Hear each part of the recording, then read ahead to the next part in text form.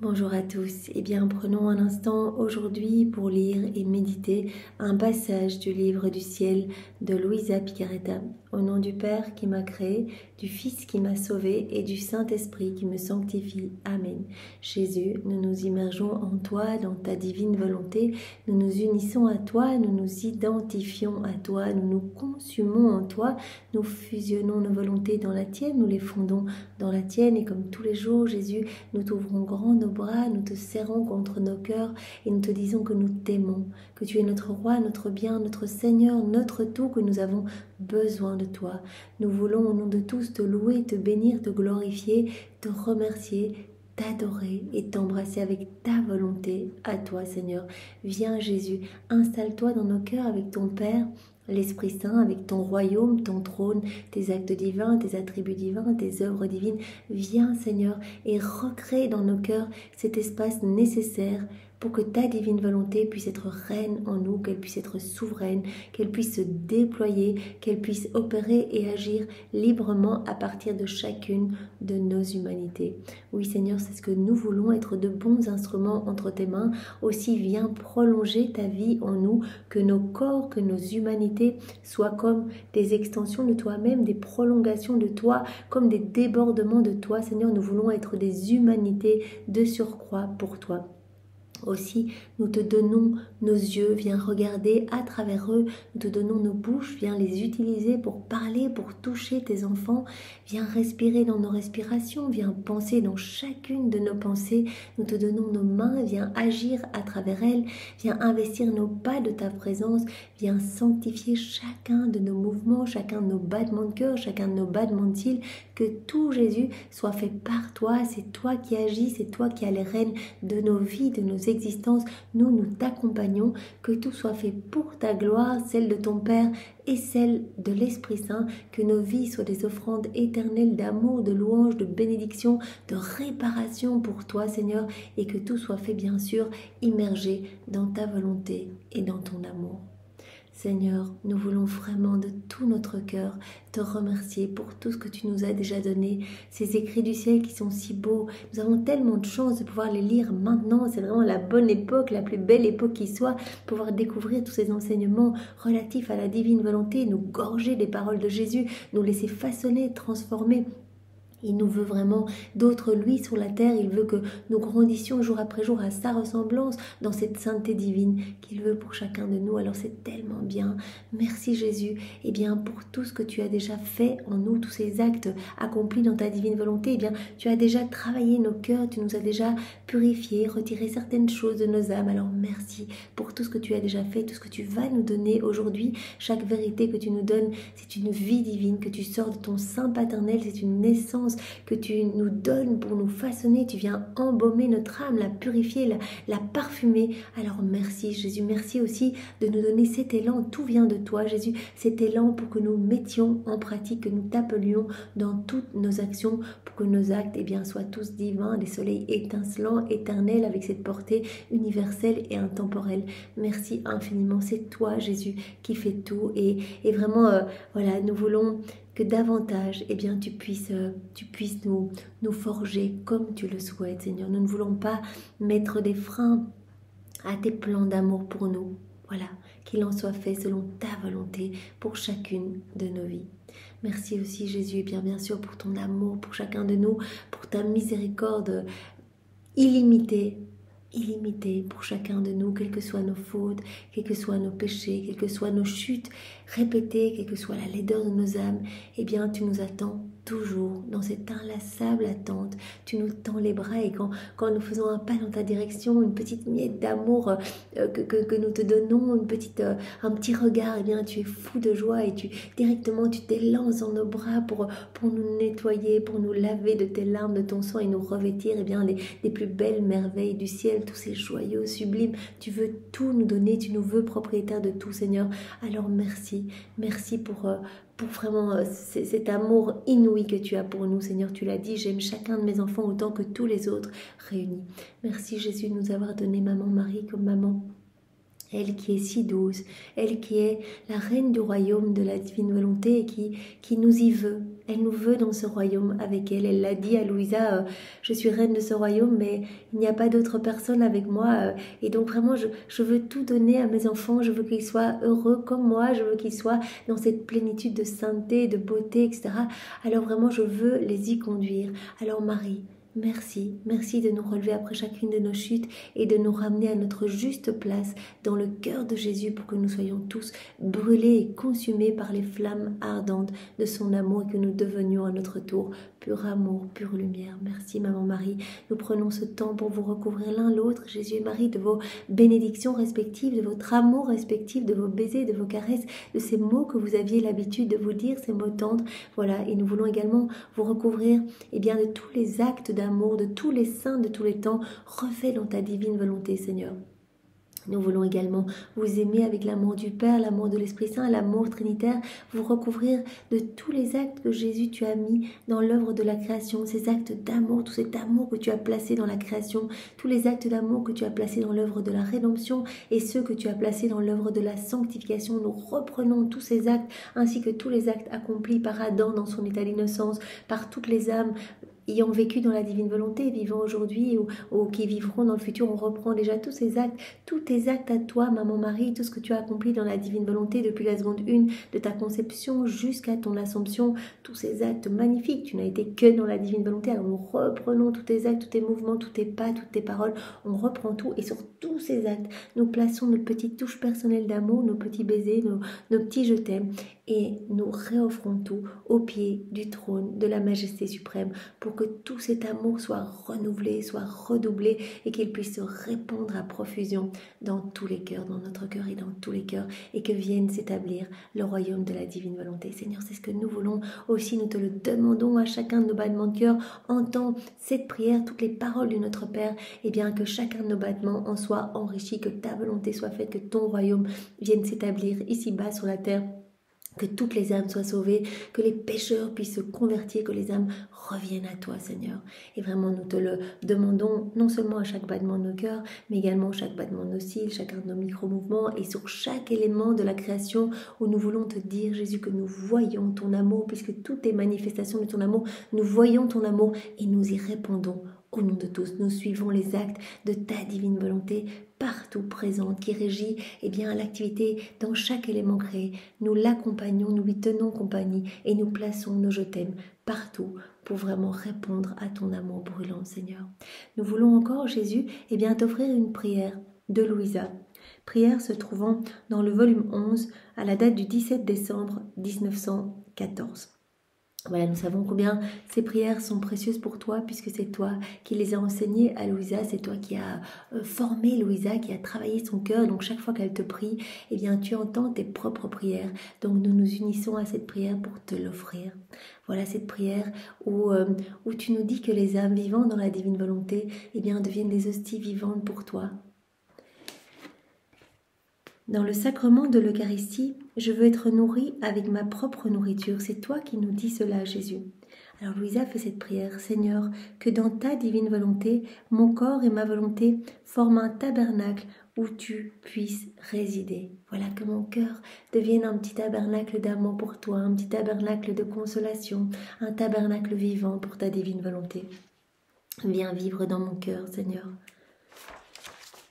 Je veux t'y former une hostie dans laquelle ma volonté mourra au profit de la tienne. À chaque fois qu'on fait mourir notre volonté, qu'on crucifie notre volonté propre au profit de la divine volonté, Jésus prononce la parole de la consécration sur notre âme. Notre âme devient une hostie vivante. Chaque acte fait dans la divine volonté devient donc une hostie. S'il y a 10 hosties, dans un ciboire, c'est la même chose que 10 actes accomplis dans la divine volonté. Donc c'est vraiment tellement beau.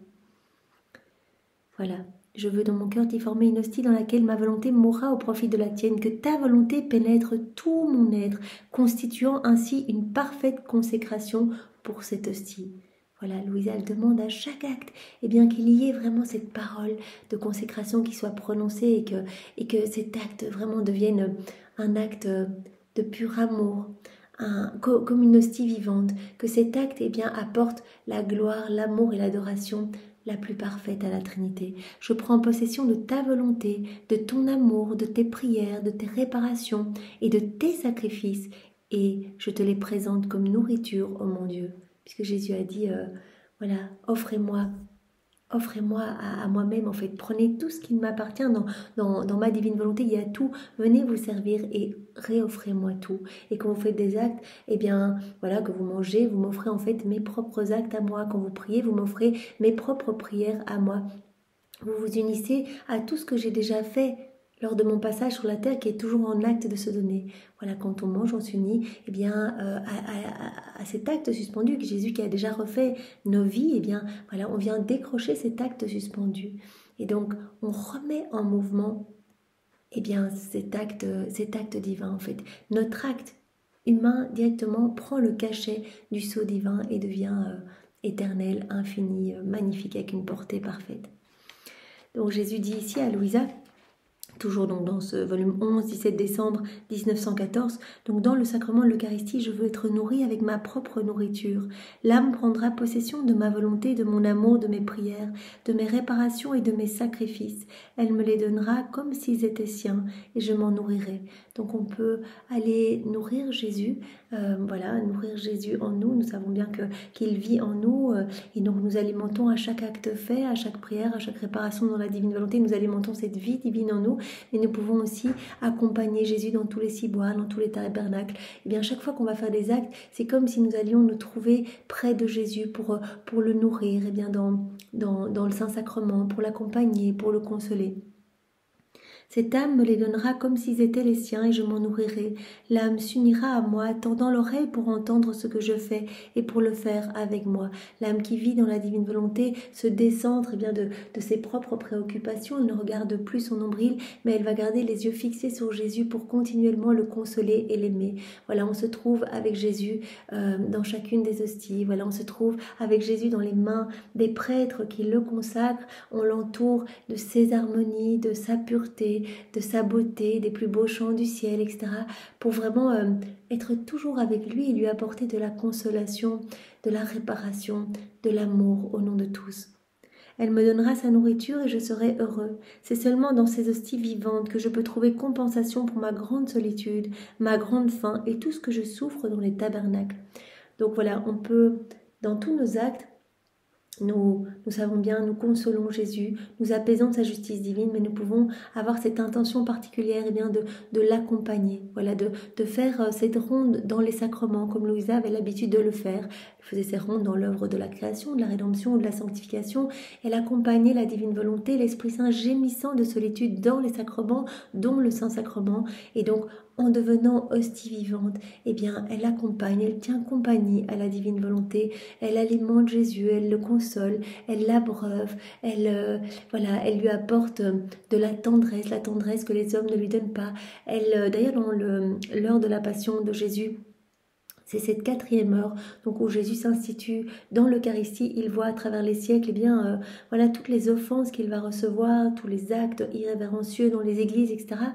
Et Louisa accompagne Jésus. Vraiment, elle vient et à chaque fois, elle offre l'acte opposé aux offenses qui blessent le cœur de Jésus. Et donc, elle vient avec lui et donc elle se décompose en petits morceaux pour dire, voilà, je veux que mon corps soit comme autant de petites parties qui se prosternent devant toi pour réparer pour toutes les personnes qui s'agenouillent pas à l'église, par exemple.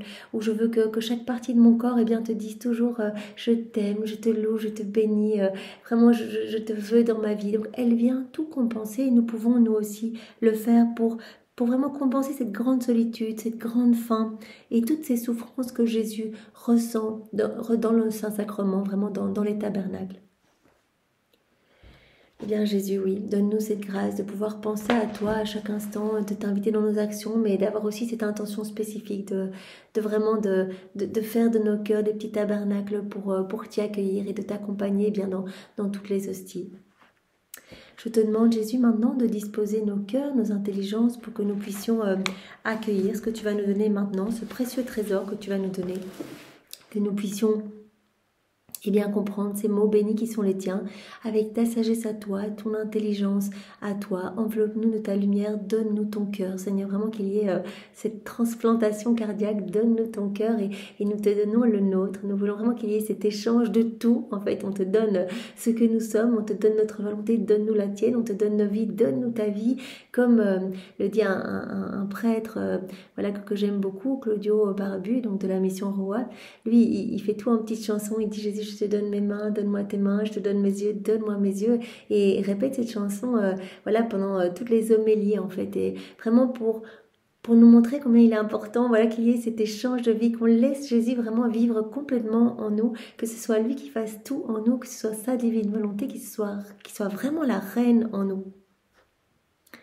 Voilà Jésus, donc parle à travers ma bouche, envoie sur chacun de nous ton Esprit Saint, que ce moment fait en union avec toi puisse avoir des répercussions dans tous les cœurs, voilà, comme cette rosée bienfaisante, voilà, pour toute la création. On peut imaginer le matin cette rosée qui nourrit, qui abreuve toutes les plantes.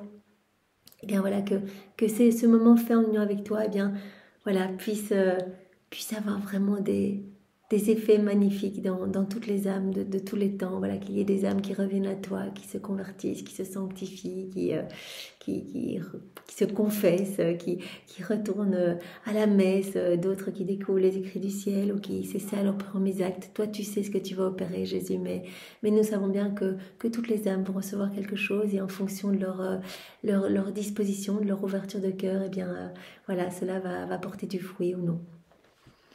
Alors le passage que nous allons voir est celui du 30 août 1931. Nous sommes dans le volume 29 et c'est notre sœur Louisa qui parle. Je faisais mes actes dans le divin vouloir en priant qu'il puisse revêtir tout mon être, afin que tous mes battements de cœur, souffles, paroles et prières sortent de moi tels des actes répétés de la divine volonté. Voilà, elle demande d'avoir cette immersion complète et totale et continue dans la divine volonté, que tous ces actes, l'intégralité de ces actes, eh bien, soient vraiment marqués par ce sceau de l'éternel, ce sceau divin, ce sceau du divin fiat. Oh, comme je voudrais être un acte continu de la divine volonté. Elle voudrait être un acte continu de la divine volonté, que toute sa vie soit imbibée dans la divine volonté, que toutes ses paroles soient vraiment celles de Jésus, que ses pas, que ses mouvements, que ses battements de cœur, qu'elles soient continuellement dans la divine volonté. Je voudrais être un acte continu de la divine volonté afin de pouvoir dire « J'ai en mon pouvoir tous tes actes et ton amour. Je fais par conséquent ce que tu fais et je ne t'aime pas moins que tu m'aimes. » En fait, elle voudrait être un acte continu de la divine volonté pour offrir continuellement un amour parfait à la Trinité. On le sait, quand on s'unit à Jésus, qu'on fait nos petites actions du quotidien dans la divine volonté, on offre quelque chose de parfait, on offre Dieu à Dieu. Et donc elle voudrait être un acte continu pour pouvoir dire « Voilà, j'ai en mon pouvoir tout ton amour et je fais par conséquent ce que tu fais et je ne t'aime pas moins que tu m'aimes. Voilà, j'entre en compétition avec toi et je t'aime de cet amour parfait, complet. » Il me semble que l'amour vrai ne sait pas se restreindre, mais veut s'étendre au point de vouloir un amour infini dans sa puissance. Et comme il n'est pas donné à la créature de pouvoir l'embrasser, elle a recours à la divine volonté pour l'obtenir. Et se plongeant en elle, la créature dit avec la plus haute satisfaction « J'aime d'un amour infini ». La créature, en dehors de la divine volonté, ne peut pas offrir un amour parfait, infini à la Trinité. Elle va offrir un petit amour humain, parfait, avec une toute petite portée limitée. Tandis que dans la divine volonté, tout ce qu'on fait a cette portée infinie, illimitée, intemporelle, magnifique. C'est Jésus qui aime en nous, c'est Jésus qui s'aime en nous. Donc nous offrons vraiment quelque chose de magnifique à la Trinité. Il n'y a que dans la divine volonté que nous allons pouvoir avoir la capacité d'accueillir toutes les merveilles du ciel et de donner à notre Créateur, à la Trinité, du parfait. J'aime d'un amour infini. Voilà, il n'y a que dans la divine volonté qu'on peut dire cette phrase. Ma petite intelligence se perdait dans le divin fiat lorsque mon aimable Jésus me dit « Ma fille, celle qui se satisfait du petit amour que possède la créature ne connaît pas la nature de l'amour véritable. » Si on aime avec notre petit amour humain, on ne connaît pas cet amour brûlant, immense, infini, cet amour véritable de Dieu. On ne va pas aimer de cet amour véritable si on aime avec nos petits je t'aime humains. Et si on se contente eh bien, de l'amour autour de nous, un petit amour vraiment purement d'homme, quoi. D'autant plus que cet amour est sujet à s'éteindre. Et si elle s'en contente, la créature en vient à manquer de la source nécessaire qui donne vie à la flamme de l'amour véritable et le nourrit. Tu vois ainsi, ma fille, que notre paternelle bonté a donné à l'homme, en le créant, la liberté de pouvoir venir à nous aussi souvent qu'il le voulait, sans y mettre aucune limite. Il y a eu tellement d'amour au moment de la création de l'homme. Ça, Jésus le dit tout le temps à Louisa, viens en Éden, viens renouveler cet amour, réactualise-le. Et comme ça, cet amour va être redoublé, tu vas raviver, tu vas renouveler toutes les joies qu'on a eues en créant l'homme. Créant l'homme, il y a eu tellement d'amour qui s'est déversé, tout cet amour ad intra entre les trois personnes divines s'est déversé ad extra, et nous avons tout déversé en l'homme. Nous lui avons donné nos qualités divines, nous lui avons donné notre divine volonté pour qu'il ait la capacité d'accueillir toujours plus, l'acte croissant pour qu'il puisse grandir jour après jour en sainteté, cet acte croissant étant attaché à son libre arbitre. Donc nous avons donné à l'homme la liberté de pouvoir venir à nous, de pouvoir s'unir à nous autant qu'il le souhaitait, sans y mettre aucune limite. Au contraire, pour l'inciter à venir beaucoup plus souvent, nous lui avons promis qu'à chacune de ses visites, il recevrait la belle surprise d'un don nouveau. Voilà, il n'y a pas eu de limite. Dieu, ce qu'il veut, et c'est son plan de toute éternité, c'est que l'homme vienne tout le temps s'unir à lui, qu'on vienne tout le temps le prendre dans les bras. Voilà, gardons cette image, voilà, qu'on vienne répondre à son amour, lui donner de l'amour, accueillir son amour, lui redonner de l'amour. Voilà, comme Adam qui par ses mouvements, ses regards, ses paroles, ses pas, eh bien, voilà, il accueillait des torrents de grâce, de puissance, de sainteté, de beauté continuellement. Il était rempli, il débordait de cet amour, et son âme étant limitée, et le tout provenant d'une source illimitée, eh bien, tous ces cadeaux repartaient en action de louange, de bénédiction et d'amour pour la Trinité, qui redoublait encore ses cadeaux, ne pouvant se laisser vaincre en amour. Et donc il y avait ce flux et reflux magnifique, cette douce harmonie entre le ciel et la terre. Et Jésus dit bien à Louisa, on n'a pas fixé de limite, voilà, nombre de fois que l'homme pouvait se jeter dans nos bras, venir s'unir à nous, aucune limite. Au contraire, on l'incitait en disant, chaque fois que tu vas venir, tu vas recevoir un cadeau. Voilà, à chaque fois qu'on s'unit, on le sait, voilà, ce cadeau, ce don de la vie dans la divine volonté nous est redonné aujourd'hui. Et chaque fois qu'on s'unit à Jésus, il prononce son fiat créateur sur notre âme, quelque chose se crée en nous, quelque chose de sublime, nouvelle floraison, nouvelle sainteté, nouvelle beauté, toujours quelque chose de nouveau. Nous alimentons cette vie divine, et à chaque fois que nous faisons nos rondes, voilà, dans l'œuvre de la création, que nous plaçons le petit je t'aime, nous recevons aussi des qualités divines qui sont cachées. La divine volonté conserve des attributs divins dans chaque élément créé, et quand nous voyons cet amour, que nous nous unissons à la divine volonté, que vraiment nous tenons compagnie à ces actes, eh bien nous recevons les cadeaux cachés. Donc Jésus dit, tout a été fait pour que l'homme vienne tout le temps s'unir à nous, en fait. Et là, il a reçu ses sens pour toujours s'émerveiller de tout cet amour qui l'entoure, partout, en sentant des parfums délicieux, en goûtant des saveurs merveilleuses, en voyant des paysages sublimes, en entendant des chants mélodieux et divins, qu'il puisse continuellement s'émerveiller. Et puis les trois puissances de l'âme, comme on le sait, pour qu'il soit toujours connecté à la Trinité, en recevant sa volonté devant rester toujours connecté à la puissance, à la divine volonté du Père. Son intelligence devant toujours rester connectée à l'intelligence de Jésus, à la sagesse de Jésus, et sa mémoire. On a reçu la mémoire pour toujours nous rappeler de l'amour de l'Esprit Saint. Donc vraiment, en quittant la divine volonté, on a obstrué nos sens, on n'a plus rien vu autour de nous, on n'a plus vu cet amour, on a étouffé également cette vie divine en nous, et on a déconnecté les trois puissances de l'âme de la Trinité. Et donc vraiment, Jésus nous dit, notre plan initial, eh bien, c'est que, voilà, c'était que l'homme soit complètement heureux, et c'est ce que nous voulons redonner maintenant, que l'homme soit debout, propriétaire de tout, et que l'homme puisse à chaque fois recevoir de nouveaux cadeaux, de nouveaux dons, en venant s'unir à nous. Cela aurait été pour notre amour inextinguible une souffrance s'il n'avait eu toujours quelque chose à donner à ses enfants.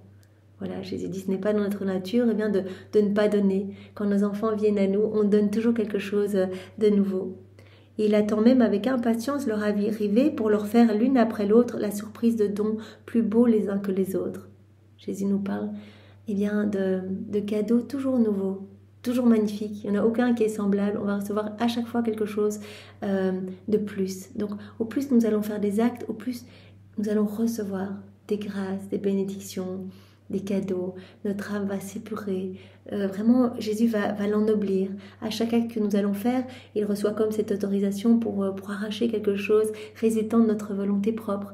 Et donc, il retire ces ronces, ces mauvaises herbes, et à la place, il y place quelque chose du ciel. Donc, il y aura plus de lumière. Donc, nous alimentons cette vie de l'amour en nous, cette vie de lumière.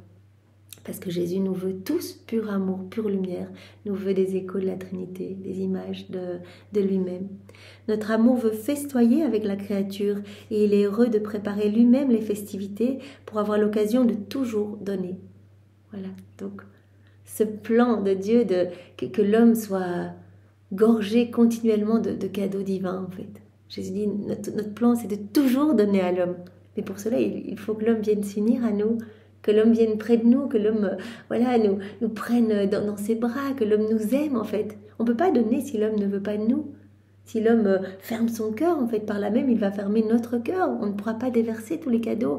Et Jésus dit, mais quelle agonie, en fait, quelle agonie de ne pas pouvoir déverser notre amour. C'est ce que Jésus nous a dit tout au long des 24 heures. Ce qui me fait le plus souffrir, et particulièrement cette heure de Gethsémani, la première heure d'agonie au jardin de Gethsémani, Jésus a dit, mais moi c'est ce qui me fait le plus souffrir, c'est que mon amour ne soit pas accueilli. Voilà. Il l'a vu en cette première heure, toutes les fois où nous allions rejeter son amour, toutes les fois à travers les siècles où son amour allait être foulé aux pieds, où les hommes n'allaient pas vouloir de lui. Et donc il en a transpiré vraiment des gouttes de sang. Il a dit, mais c'est vraiment l'amour pour moi, c'est mon bourreau éternel en fait. Je souffre tellement de voir mon amour rejeté. C'est ce qu'il a dit aussi sur la croix. Mais pourquoi m'abandonnes-tu, mon Père? En fait, il s'adressait à chacun de nous. Pourquoi m'abandonnes-tu? Pourquoi tu ne veux pas de mon amour? Pourquoi tu n'acceptes pas mes grâces? J'étouffe, j'agonise, j'ai soif. Sur la croix, quand il a dit j'ai soif, c'est j'ai soif de votre tendresse, j'ai soif de votre ouverture de cœur, que je puisse tout vous donner. Je vous veux tellement heureux. Et je vous vois malheureux, mais quelle souffrance, comme un père qui verrait ses enfants et qui préparerait des festins et ses enfants qui ne viendraient même pas manger, qui s'en iraient et qui vivraient dans le jeûne en haillons, vraiment dans la misère et la tristesse. Mais quelle souffrance pour le père qui vraiment recevrait de la joie si un de ses enfants revenait et venait profiter de tous ces buffets, de tous ces festins et qui remercierait son père. Il est comme le père qui veut être entouré par ses enfants. Non pour recevoir, mais pour donner. En fait, voilà, toute la joie de Dieu, c'est de donner, c'est de nous combler. En fait, on a reçu la divine volonté, comme j'ai dit précédemment, pour avoir la capacité d'accueillir tout l'amour divin, tous les biens célestes, etc. Pour avoir vraiment cette capacité d'être heureux, en fait, de pouvoir toujours accueillir plus. Voilà, on a reçu la divine volonté comme exutoire de l'amour de Dieu. Que cet amour puisse se déverser continuellement en nous. Comme ce Père qui veut être entouré par ses enfants, non pour recevoir, mais pour donner, toujours donner plus et préparer les fêtes et les banquets pour se réjouir avec ses enfants. Quelle pourrait être la douleur d'un père aimant si ses enfants ne venaient pas ou n'avaient rien à lui donner? Ses enfants étaient dans cette indifférence, ne venaient pas, le laissaient seul au banquet. Pour notre paternelle bonté, il n'y a pas de danger que nous n'ayons pas quelque chose à leur donner. Il y a toujours quelque chose de nouveau à nous donner. C'est pas parce qu'on va recevoir vraiment à foison que les autres ne recevront pas. C'est illimité, ces cadeaux sont illimités, on peut toujours recevoir plus. Il n'y a pas de danger que nous n'ayons pas quelque chose à leur donner, mais il y a le danger que nos enfants ne viennent pas. Et notre amour devient délirant parce qu'il veut donner. Voilà, Jésus nous parle souvent de cette asphyxie en fait. L'asphyxie qu'il ressent non seulement dans notre âme, parce que Jésus se trouve dans chacun de nos cœurs, sa divine volonté est là, sinon on ne serait pas en vie. Voilà, la divine volonté nous donne le mouvement, l'être, nos clignements d'yeux, nos battements de cœur, etc. Mais quand on agit dans nos volontés propres, on étouffe la divine volonté qui est réduite à l'esclavage de nos volontés propres. Jésus est comme ligoté, il ne peut pas déverser son amour. Et il se sent triste, il se sent seul, il se sent sous les décombres des noirceurs résultant de nos volontés humaines dans cette puanteur infernale. Et Jésus dit, mais ouvrez vos cœurs, je veux juste tellement tout vous donner, je veux juste que vous soyez dépositaire de tout, que tout soit pour vous en fait. Tout est pour vous. Si vous vivez dans la divine volonté, vous allez reprendre cette place d'Adam dans son état d'innocence et vous allez vivre heureux. Vous allez pouvoir vous servir. Tout ce qui m'appartient est pour vous. C'est mis en commun. Il n'y a pas de chose à moi, chose à toi. Tout est pour toi. Viens te servir et sois heureux, mon enfant. Voilà. Notre amour devient délirant parce qu'il veut donner. Quand cet amour ne peut pas se déverser dans les cœurs, ne peut pas se donner de manière facile, eh bien, il sortira d'une autre façon sous forme de justice divine. Et c'est comme cela que voilà, des châtiments voilà, sont envoyés sur la terre. Parce que Jésus dit, moi ce qui m'importe en fait c'est le salut des âmes, c'est que mes enfants reviennent à moi. Et combien dans la souffrance, dans la douleur, peut-être d'avoir perdu des plantations ou que sais-je, eh bien reviennent s'agenouiller, reviennent à moi et implorent le ciel. Donc moi ce qui m'importe plus c'est le retour de mes enfants. Donc Jésus voit avant tout le salut de nos âmes. Pour être plus sûr de l'endroit où la créature déposerait les dons, il veut trouver en elle notre divine volonté qui préservera la valeur infinie de nos dons. Donc dans la divine volonté, comme on l'a vu, on va pouvoir tout accueillir, on va avoir la capacité d'accueillir tous ces dons, tous ces biens célestes, tous ces cadeaux, etc. On va avoir aussi la capacité pour voilà, grandir de plus en plus en amour. Cette vie d'amour va grandir en nous et on va pouvoir de plus en plus aisément, de manière naturelle, faire nos actes, offrir un amour parfait à la Trinité, un amour divin, on offre Dieu à Dieu, mais aussi eh bien, tout ce que l'on va recevoir va être mis en sécurité dans la divine volonté. Voilà. Notre amour veut trouver dans la créature notre divine volonté qui préservera la valeur infinie de nos dons. Et la créature cessera de se trouver petite dans son amour, dans ses prières et ses actes, mais elle se sentira unie avec notre volonté qui coule en elle comme une veine infinie. Voilà, la créature cessera de se sentir petite dans ses prières, dans ses actes, etc., dans son amour. Tout devient immense et infini. Quand le sceau de la divine volonté marque nos actes, ils deviennent éternels, ils deviennent magnifiques, ils ne s'arrêtent jamais. Vous voyez les actes d'Adam dans son état d'innocence, même s'il a quitté la divine volonté par la suite, eh bien ces actes sont en dépôt dans la divine volonté et produisent continuellement eh bien, ces rayonnements, ces bienfaits pour chacun de nous. Donc peut-être que si nous aujourd'hui, eh bien, nous avons reçu des grâces, la grâce de découvrir les écrits du ciel par exemple, eh bien c'est peut-être... eh bien, c'est peut-être lié aux actes d'Adam, son état d'innocence. Voilà, ou une autre personne dans le futur qui fera des actes dans la divine volonté, ou une personne dans le passé qui en a fait. Donc en tout cas, tout passe toujours par le truchement des âmes vivant dans la divine volonté. Toutes les grâces, les charismes, les cadeaux, les apparitions mariales, etc. Donc des âmes qui peuvent voir la Vierge Marie, eh bien tous ces cadeaux proviennent des âmes vivant dans la divine volonté. Tout est octroyé parce que ces âmes ont fait des actes dans la divine volonté. Donc tout est immense, tout est infini dans la divine volonté, comme on l'a vu juste maintenant, il n'y a pas de limite de temps, c'est l'éternel présent, on se trouve vraiment dans cette grande mer de lumière où il y a tout. Tout deviendra infini pour la créature, son amour, ses prières, ses actes et toutes choses. En nous aimant, elle ressentira alors en elle le contentement, qui n'est autre que nous-mêmes, parce qu'elle tiendra un divin vouloir en son pouvoir, et c'est lui qui court dans ses actes. Voilà, donc tout va être magnifié en fait, parce que tout va être fait par Dieu lui-même en nous. Et on va ressentir vraiment non seulement cette paix, c'est un signe que l'on vit dans la divine volonté, la paix s'installe, la paix même de Dieu, sa patience. Voilà, nous allons acquérir petit à petit, acte après acte, eh bien, le tempérament même de Jésus. Voilà, puisqu'il purifie notre âme petit à petit, eh bien, il y a de plus en plus de divin en nous. Et donc, nous allons ressentir également la maîtrise sur nous-mêmes. Nous allons ressentir la joie en toute situation, l'abandon, et vraiment de manière plus naturelle, nous allons faire nos actes. Voilà, comme Louisa qui le faisait, comme elle respire en fait. Voilà, du matin au soir et du soir au matin, elle réparait, elle louait, elle bénissait. Et Jésus lui a dit, eh bien, ce sont tous tes actes accomplis dans la divine volonté qui t'ont donné, eh bien, la possibilité de le faire de manière naturelle. Voilà, c'est devenu comme une nature pour toi. Tu es imbibé maintenant de divin. Louisa, elle a atteint ce 4e niveau de vie dans la divine volonté. Nous devons y aspirer, garder vraiment voilà, cette constance, cette persévérance, parce que Jésus connaît le nombre d'actes à accomplir pour chacun de nous. pour acquérir le royaume de la divine volonté. Donc parfois nous avons l'impression que rien ne bouge, mais croyez-le bien, chaque acte, il se passe quelque chose dans notre âme, nouvelle création, plus de lumière, des âmes sauvées à l'appel, des paquets d'âmes sauvées à chaque fois, et Jésus nous en donnera le mérite. Et à chaque fois, Jésus dilate notre âme pour nous donner plus des biens célestes, des biens du ciel, plus de dons, plus de cadeaux. Et en plus, il élargit les frontières du royaume de sa divine volonté dans notre âme, mais aussi dans toutes les âmes dont nous travaillons à faire descendre ce royaume si saint sur la terre.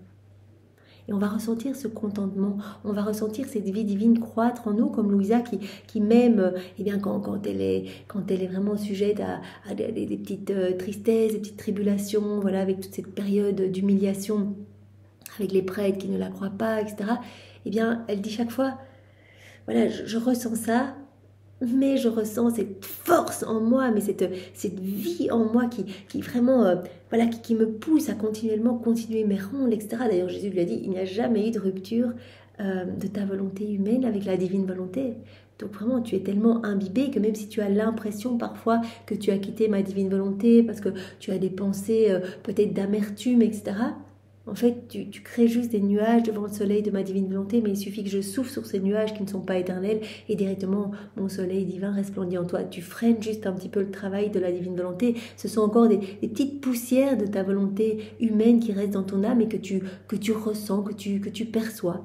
Donc ne nous inquiétons pas, nous en sommes qu'au début, mais si on a l'impression que cela bouge lentement, cela bouge en fait immensément vite, parce que Jésus dit, mais comme l'envol des âmes vivantes dans la divine volonté est rapide, l'âme peut acquérir la sainteté vraiment en une journée, cette sainteté qu'elle n'aurait même pas réussi à acquérir en 100 ans. Donc vraiment, Jésus opère en nous et nous travaille en profondeur. Et parfois, nous ressentons des grosses épreuves, des grosses tribulations, etc. Jésus teste notre constance aussi dans les épreuves, dans les calomnies, dans les difficultés. Est-ce que tu vas m'être fidèle? Il veut regarder si c'est vraiment ce que nous voulons plus que tout, vivre dans sa volonté, la demander tout le temps, matin, midi, soir, tout le temps. Et alors, il va aussi regarder comment on va réagir pour voir s'il va nous octroyer, s'il va nous donner sa divine volonté. Pour le moment, il nous la prête, acte après acte, il nous prête sa volonté, mais son souhait, bien sûr, c'est de nous la donner complètement. Et on va donc ressentir, comme Louisa ici, non seulement cette force, mais aussi ce contentement, en fait, cette joie, quelles que soient les épreuves et les situations que nous avons à vivre. Ce contentement qui n'est rien d'autre que nous-mêmes, parce que elle tiendra, donc la créature qui vivra dans la divine volonté, un divin vouloir en son pouvoir, et c'est lui qui court dans ses actes. Après quoi je continuais ma ronde dans les actes que le fiat omnipotent avait fait dans la création, afin d'aimer, d'honorer et de remercier ce qu'il avait fait. Et je comprenais l'ordre, l'union et l'inséparabilité que possèdent toutes les choses créées. Donc vous voyez, c'est quand même intéressant. Louisa, elle est tout le temps, dans chaque passage qu'elle écrit, elle est en train de faire ses rondes, elle nous explique comment, elle nous explique ce qu'elle fait. Donc là, elle parcourt toute la création pour louer, bénir, remercier, adorer la Trinité, pour tout cet amour qui est manifesté à travers ces éléments. Et elle remarque dans ces éléments, elle remercie, elle honore la Trinité, elle remarque, elle comprend l'ordre, l'union et l'inséparabilité que possèdent toutes les choses créées. Elle remarque que tout est ordre, tout est harmonie, parce que tout est régi par la divine volonté. Et en Dieu, il n'y a pas de désordre, tout est beauté. Cela uniquement parce qu'une divine volonté les domine, de sorte que toute la création peut être appelée un acte unique et continu de la suprême volonté. Voilà. Même si nous voyons des éléments distincts, voilà, les feuilles, les fleurs, les étoiles, la mer, le soleil, sont des éléments que nous voyons qui sont distincts, mais qui font partie de cet acte unique. Voilà, ce sont comme autant d'actes de la divine volonté, ce sont comme autant d'effets de la divine volonté, mais qui sont dans cet acte unique, qui forment cet acte unique et continu. Voilà. Que toute la création peut être appelée un acte unique et continu de la suprême volonté, lequel acte, étant donné que la volonté qui règne est une, maintient la paix, l'ordre, l'harmonie et l'inséparabilité entre toutes les choses créées. Tout est dans cette unité du divin vouloir, parce que c'est la divine volonté qui régit chaque élément. Nous comprenons aisément que quand Adam s'est trouvé dans la divine volonté, il était dans cette unité, puisque la divine volonté, eh bien, le régissait aussi. La divine volonté était souveraine en lui, elle opérait et agissait parfaitement à travers son humanité. Donc, comme la divine volonté opérait à travers son humanité et que la divine volonté opérait à travers les éléments, l'homme était dans cette unité, il était parfaitement dans cette inséparabilité avec chaque élément de la création et avec son créateur. Mais en quittant la divine volonté, il n'a plus agi dans la divine volonté. Les éléments, eux, ont continué à être régis par la divine volonté. Et donc, il y a eu un écart. Il y a eu une séparation entre l'homme et Dieu, entre l'homme et la création. L'homme est devenu la tache noire du tableau et les éléments ne l'ont plus reconnu, n'ont plus ressenti cette vie divine en l'homme. L'homme qui était le chef-d'œuvre, qui était le chef de la création, est passé à une position inférieure aux éléments de la création et l'homme a commencé à se faire attaquer par des bêtes sauvages parce que la nature, la création ne l'a plus reconnu. Voilà. Donc c'est vraiment la divine volonté régnant dans tous ces éléments qui forment, qui maintient la paix, l'ordre, l'amour et l'inséparabilité entre toutes les choses créées. Car autrement, s'il n'y avait pas une volonté unique, mais plusieurs qui les domineraient, il n'y aurait pas de véritable union entre les choses créées. Et le ciel serait en guerre avec le soleil avec la terre avec la mer, etc. Et ils imiteraient les hommes qui ne se laissent pas dominer par un seul et unique vouloir suprême. Voilà, s'il y avait toutes des volontés différentes qui animeraient les éléments créés, ce serait la guerre partout, ce serait le chaos, la disharmonie, comme ce qui se passe entre les hommes. Voilà, chacun on a notre petite volonté propre, notre petite volonté humaine qui nous régit, et donc on est tous en guerre dans ces combats d'ego, d'orgueil, de recherche de plus de puissance, etc. Voilà. Ils imiteraient les hommes, si c'était le cas, qui ne se laissent pas dominer par un seul et unique vouloir suprême, de sorte qu'il n'y a pas d'union véritable entre eux et que les uns se dressent contre les autres. Mon Jésus, mon amour, oh, comme je voudrais être un acte unique de ta volonté, pour être en paix avec tous et posséder l'union et l'inséparabilité du ciel, du soleil et de toutes choses. Donc c'est la deuxième fois dans ce passage que Louisa demande à Jésus de devenir un acte unique et continu de sa volonté. Elle l'a demandé au début, je voudrais être un acte unique et continu de ta divine volonté pour vraiment devenir pur amour et que chacun de mes mouvements te donne un amour parfait pour pouvoir rivaliser avec ton amour. Elle le demande maintenant, je voudrais être un acte de ta divine volonté pour être en paix avec tous, pour me retrouver dans cette unité du divin vouloir avec chaque élément de la création, avec la Trinité, etc. Pour être en paix avec tous et pour posséder cette union et cette inséparabilité, l'union et l'inséparabilité du ciel, du soleil et de toutes choses, tout ce qu'il y a dans la création.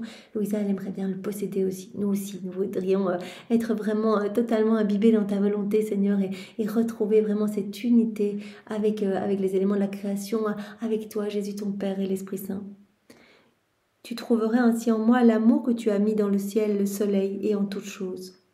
Mon doux Jésus ajouta, ma fille, toutes les choses que nous avons créées possèdent la force unitive et le lien d'inséparabilité. Cette force unitive, chaque élément distinct visuellement, distinct en apparence, se retrouve dans cet acte unique. Donc, toutes les choses créées possèdent cette force unitive et ce lien d'inséparabilité. Notre divin fiat sait comment faire des choses distinctes entre elles, de telle sorte qu'une chose créée ne puisse pas dire « je suis comme l'autre ». Le ciel ne peut pas dire qu'il est le soleil ne peut pas dire qu'il est la mer, etc. Mais il ne sait cependant pas comment faire des choses isolées et séparées entre elles.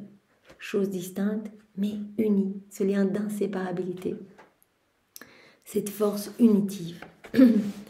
L'union plaît tellement à notre divin fiat qu'il les place dans la condition où l'un ne peut pas se séparer de l'autre, et bien qu'ils soient distincts et que chacun ait sa fonction, l'ordre et l'union dans leur mouvement sont tels que ce mouvement est un, et que une est leur ronde incessante.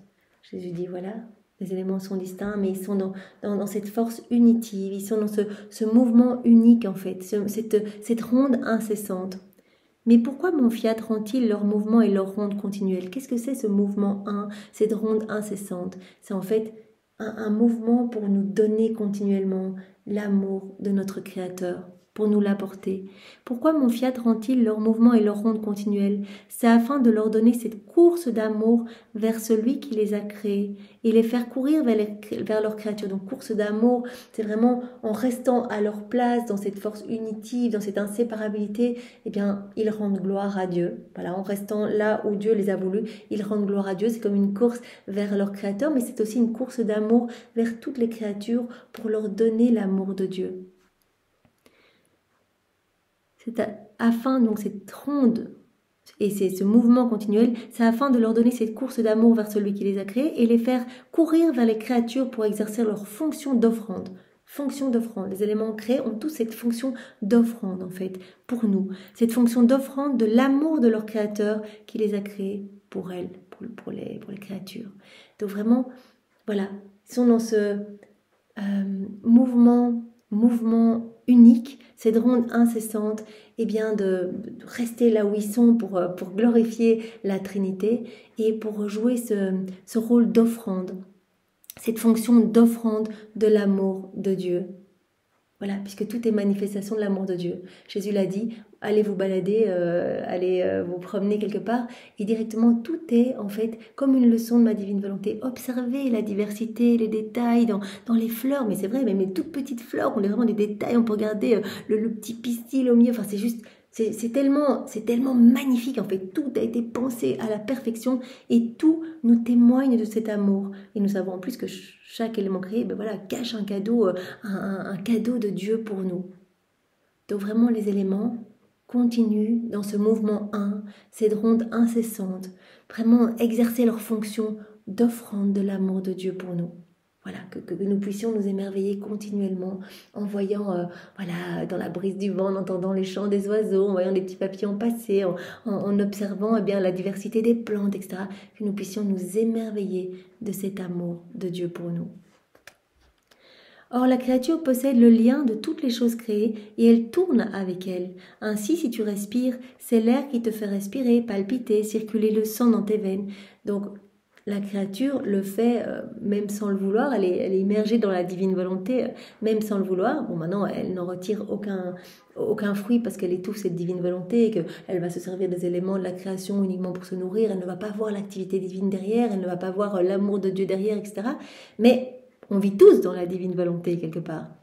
On vit tous dans la divine volonté parce que s'il n'y avait pas la divine volonté qui nous tenait en vie, on serait tous morts, tout retournerait au néant.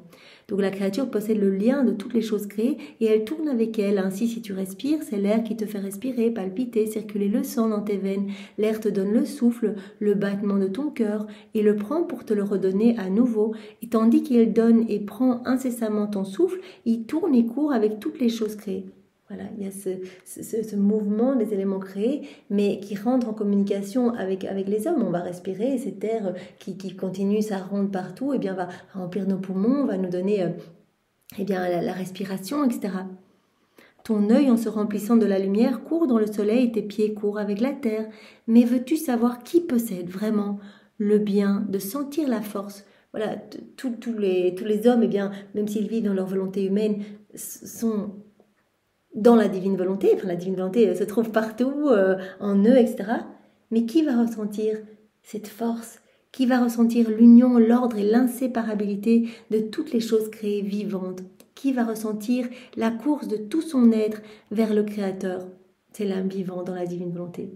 L'âme qui va avoir ses sens aiguisés, qui va voir l'amour de Dieu partout, qui va se sentir rempli de cet amour, qui va s'émerveiller de cet amour, qui va y répondre, qui va vraiment participer à cette harmonie d'amour entre le ciel et la terre. C'est l'âme vivante dans la divine volonté.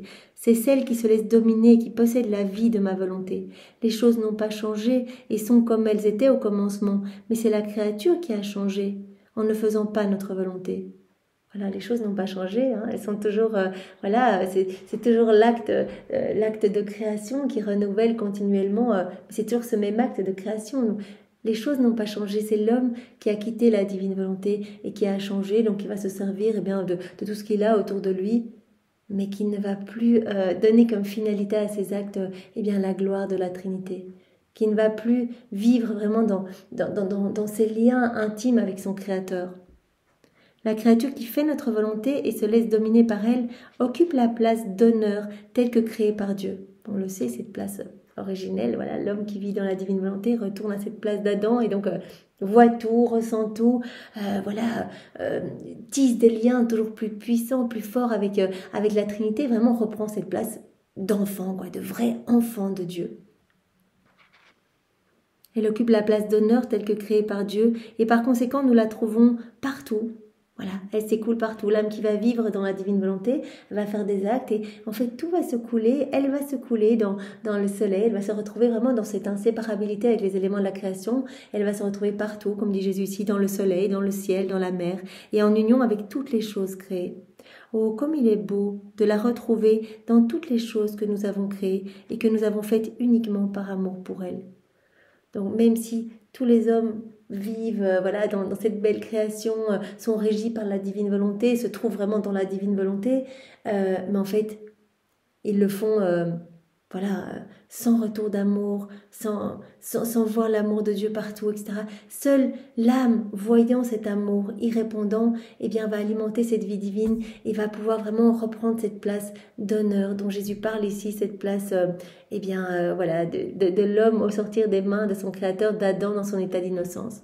Alors Jésus, vraiment, nous voulons vivre dans cette inséparabilité avec toi et avec les éléments de la création, dans cette unité de ton divin vouloir. Alors garde-nous toujours enchaînés à toi dans ton cœur et vraiment ne nous permets pas de nous éloigner de toi, même d'un seul souffle. Voilà, que nos yeux ne soient fixés que sur toi, que nos oreilles n'entendent que ta voix, que notre bouche ne s'ouvre que pour te louer, que pour te bénir, que nos pensées soient greffées dans les tiennes et que nous ne pensions qu'à toi, Seigneur, que nos mains ne travaillent que pour ta gloire, que nos pieds ne marchent que vers toi.